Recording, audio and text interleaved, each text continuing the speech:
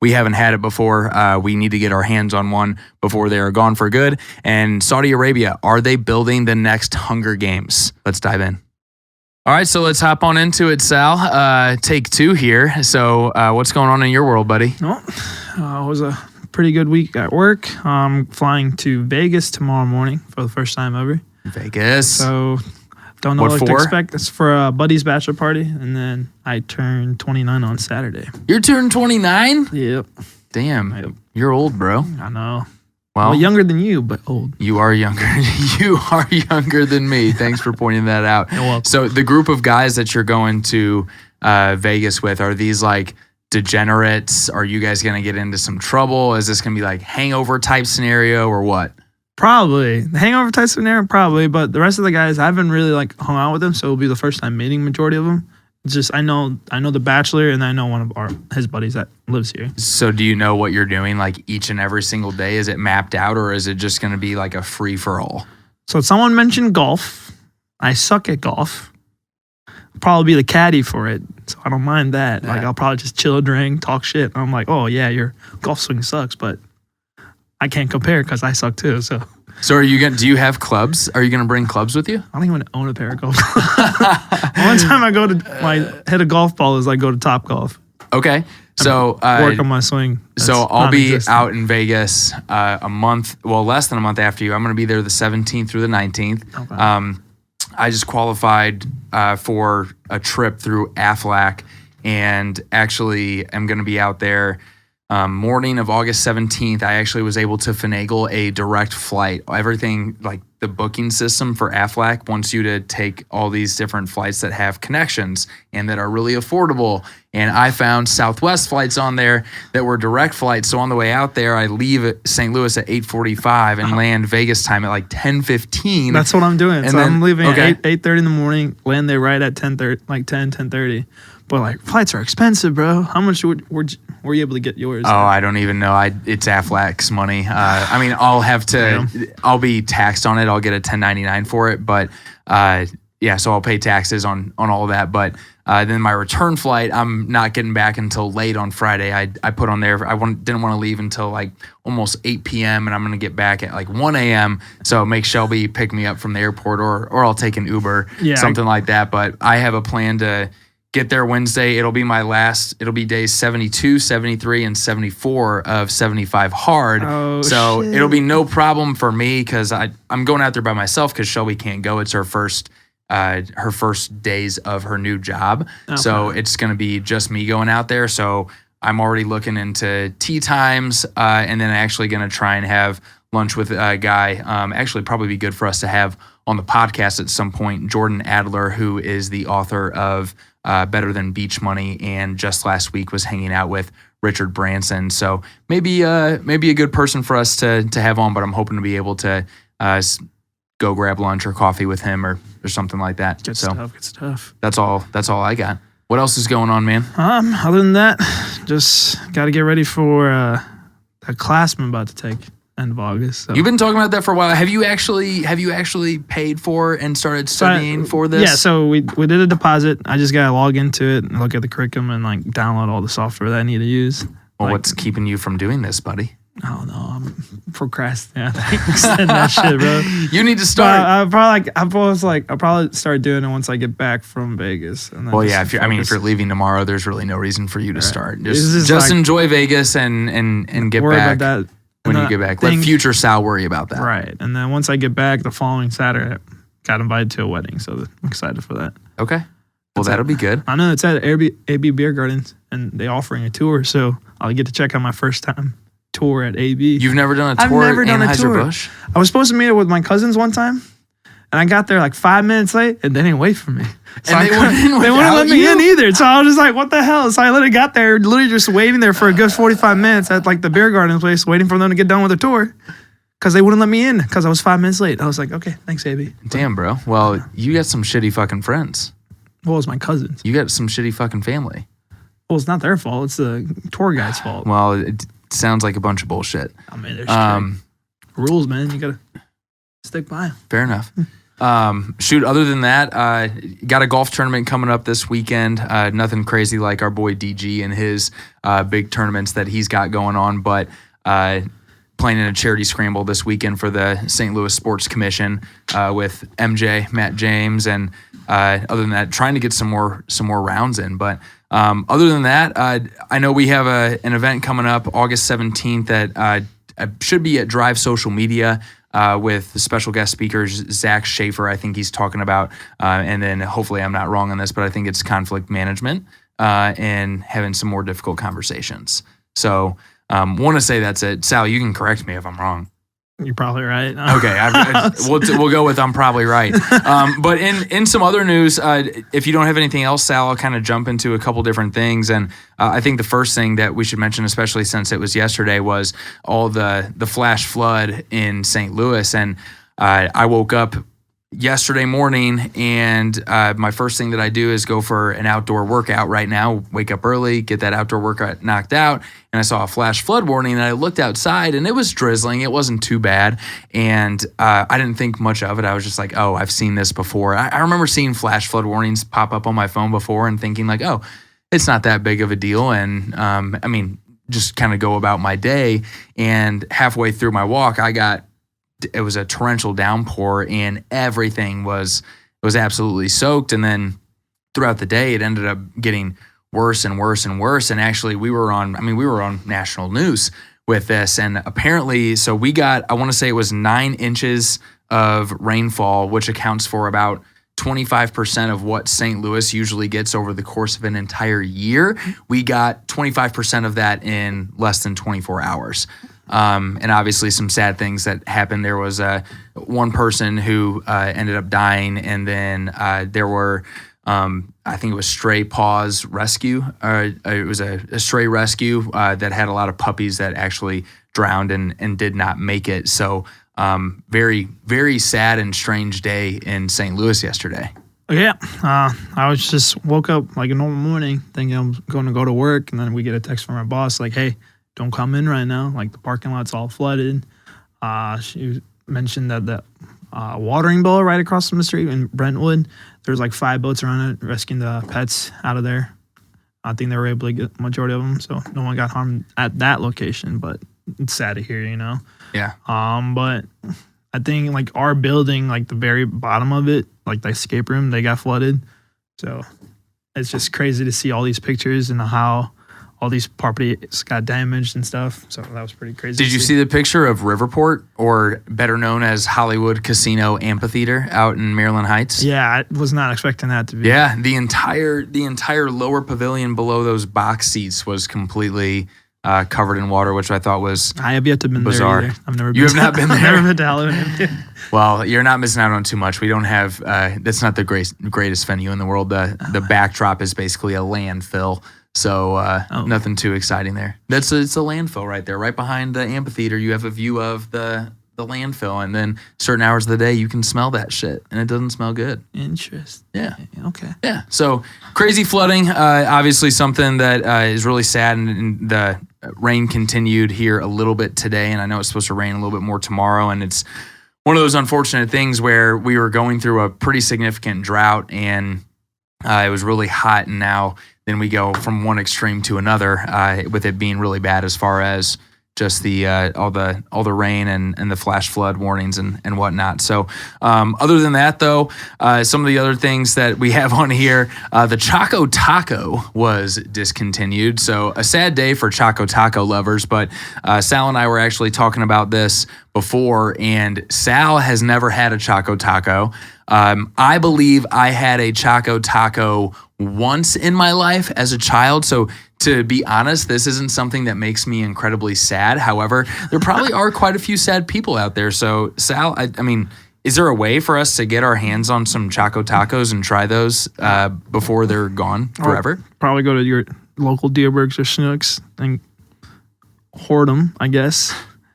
Maybe keep one and sell it on eBay and see how much you can go for. But sell one on not a bad idea. You never know. You could just keep one in the freezer. I love this article. The first thing that you pull up here whenever we go to this Choco Taco article, it's a picture of Joe Biden holding a waffle cone and looking hilarious on here. But yeah, apparently there's just there's Choco Tacos no more. So I don't know. I guess it looks just like a waffle cone with just some chocolate on. Actually, it looks pretty delicious. Not gonna lie. It does look pretty good. I've never had one before, but after I'm done with 75 hard, maybe in between 75 hard and phase 1, I'll try and get my hands on a Choco Taco, and maybe we can do a little Choco Taco Probably review. buy one now and then save it until you get back from Vegas. Not a bad idea. Yeah. Not a bad idea. So we'll definitely do that. Maybe we can get our hands on one of those. In other news too, it was funny, before you actually sent this over, I got a text from Shelby saying, "Hey, we have to play the Mega Millions," and I don't play the lottery. I like to do scratchers every once in a while. I think they're kind of fun. But apparently, no winners yesterday, and the Mega Millions is now over $1 billion. Yep, 1.02 billion. So, are you going to get a ticket? Yeah, I probably might. You probably might, or you probably definitely will. I probably will, because usually when it gets up this high, like me and my close group of friends, we're like, yo, everyone pitch in 20. We all like have this numbers, and then we like, if we win, we split it evenly, But like, that's the only time we go. If it goes up this high, if it's like 400 million, we're like, eh.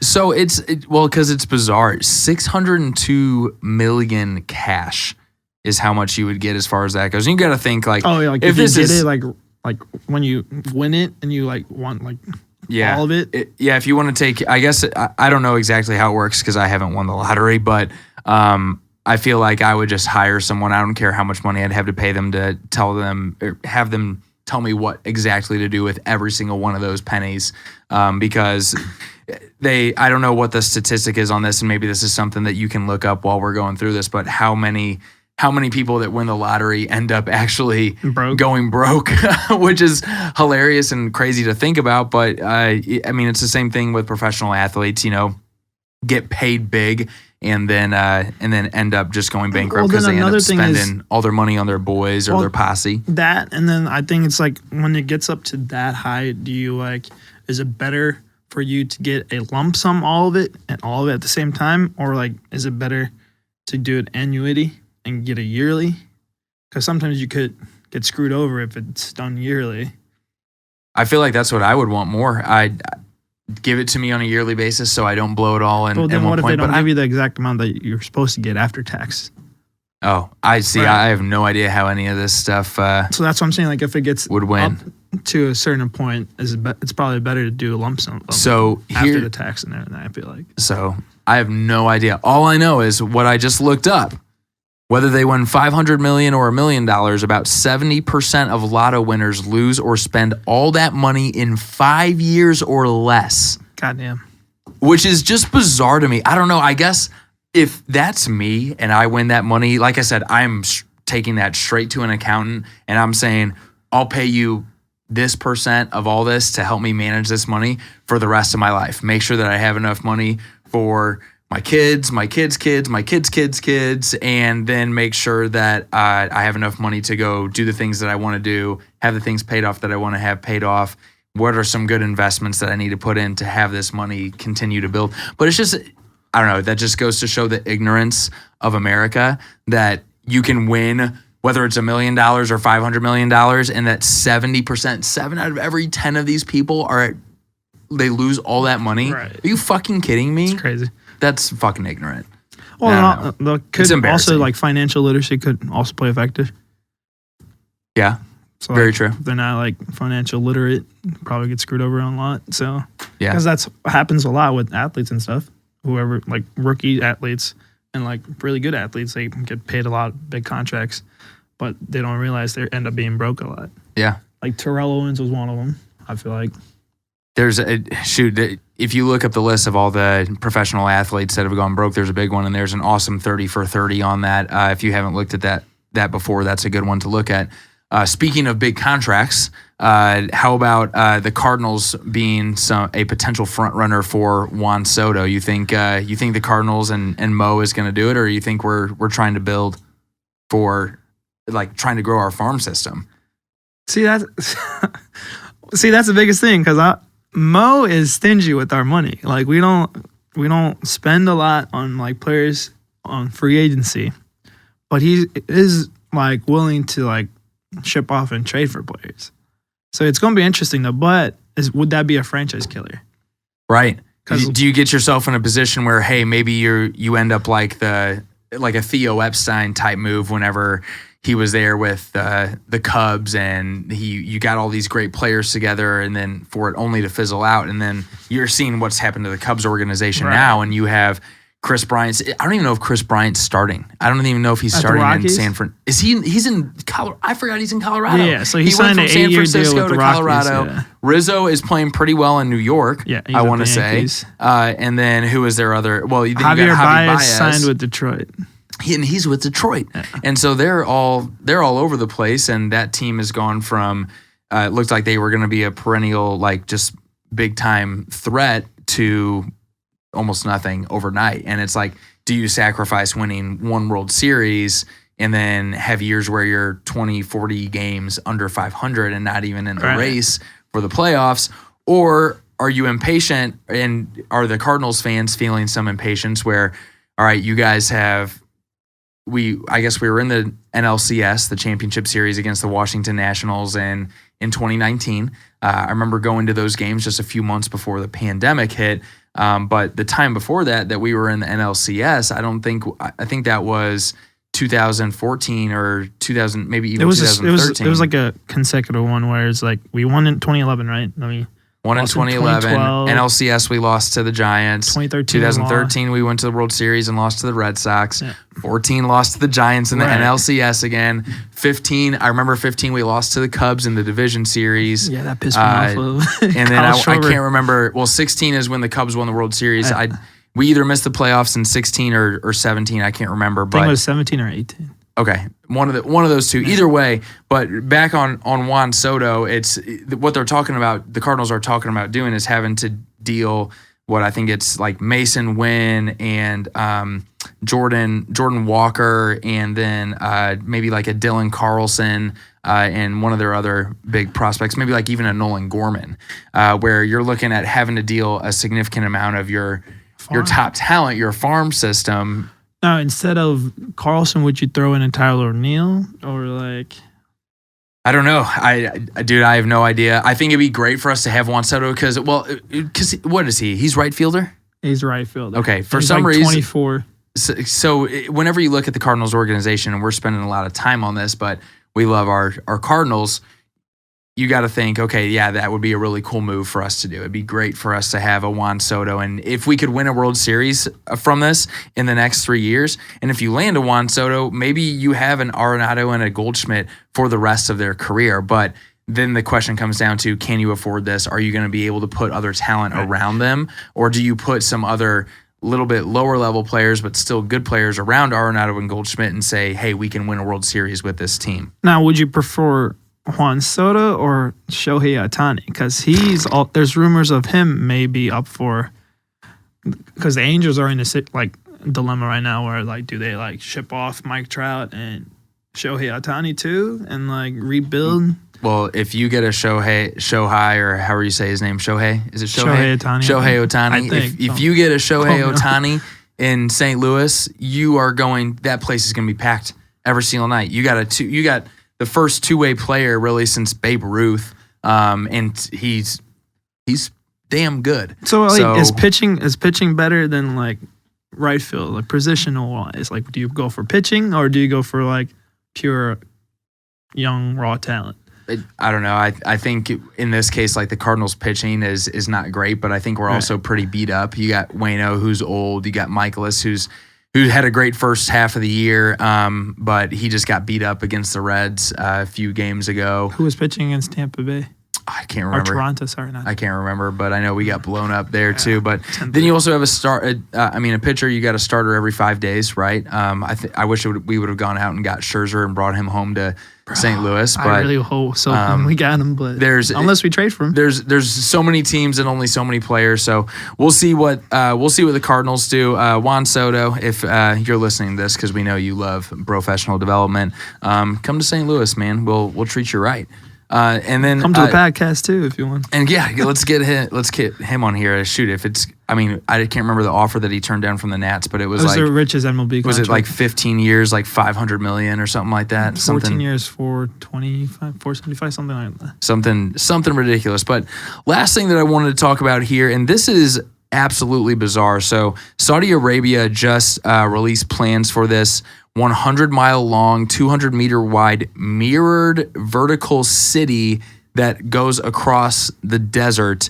And I watched a little bit on this, and this just came out today, I think. I hadn't seen anything else out here, but they had some mock-ups where I guess there's just a massive city that's just in one single line all across the desert, and it's going to have a whole ecosystem of, you can get everything that you need within a 5-minute like walking distance, but then you also are going to have ways to get from one end of the line to the other end, the 100-mile city, quote unquote, within 20 minutes apparently. So, Sal, what are your thoughts on this craziness? I mean, seeing like the video like of someone was talking about it, it looks pretty like legit. But it's dope looking for sure. Like, it's sick. I think it was like what is it? They're trying to use like autonomy, like no cars or anything. Right. And then like everything, like each district is all like 5 minutes apart, like house, work, school. It's all in like the school, like district. Do you think this has like Hunger Games written all over it? I could see that. But like, it's an interesting concept, but I don't think it's going to be done by like 2030. Is that the forecasted that's like timeline? That's what they're like doing, like Saudi 2030 or something is what I saw. But well, here's the question: Is Live Golf going to be able to? Are they going to have golf courses inside this? I guess it'd probably be big enough. I don't really know. I guess if you hit one really far right, you're just right into someone's house or someone's business or into the grocery store or something like that. The longest drive. Yeah, shoot, maybe I don't know, but super interesting concept. I mean, the way that it looks, like it made me think of just something that was going to be like a concrete jungle. But in looking at a lot of the pictures here, it looks like there's a lot of different like green spaces, and the fact that it's mirrored, that's kind of bizarre to me too, because I'm like, I guess you'd have to build the mirrors perfectly to where the sun's not coming in and then like also burning a hole in something else inside the actual walls. You think it's because like so like wildlife around it could like? I don't know. Aren't you gonna have like birds flying into that and stuff like that? I don't know. It's kind of bizarre looking, but yeah, kind of a neat concept. Who knows if will actually happen? Well, I don't think about like flooding rain because we had the rains. They're like in the little tunnel away. Where's the water going to go if they're like trapped in? I mean, I'm sure they have a game plan for a lot of this stuff. It makes you wonder like how long have they been thinking about something like this, and is it actually feasible? I don't know. But the Saudi Arabians are they're taking over our golfers. They want to build a big old ecosystem of big city line there in the desert. So pretty bizarre stuff, man. I know, it's crazy. Sal, you had a couple other things that I didn't have listed on here. Is there anything else that you wanted to wrap on? I think it should be good. Cool. So, thank you guys for listening. If you like the content, obviously these are more current event type episodes. So, if you're listening to this and it's a year from now, it might not be as relevant. But if you like what you're listening to, please like our content. Find us on Instagram, LinkedIn, Spotify, Apple Podcasts, so on and so forth. We're on just about every major social media platform. Give us a follow, a like on there, or if you could leave us a review, we would greatly appreciate that. And last thing I'll mention again too is we do have our next Bros in Business event, our next mastermind, August 17th, which looks like it will be at Drive Social Media. So you guys should be seeing an invite on that here shortly. So that's all we got here today. Have a good one, guys. Peace. Deuces.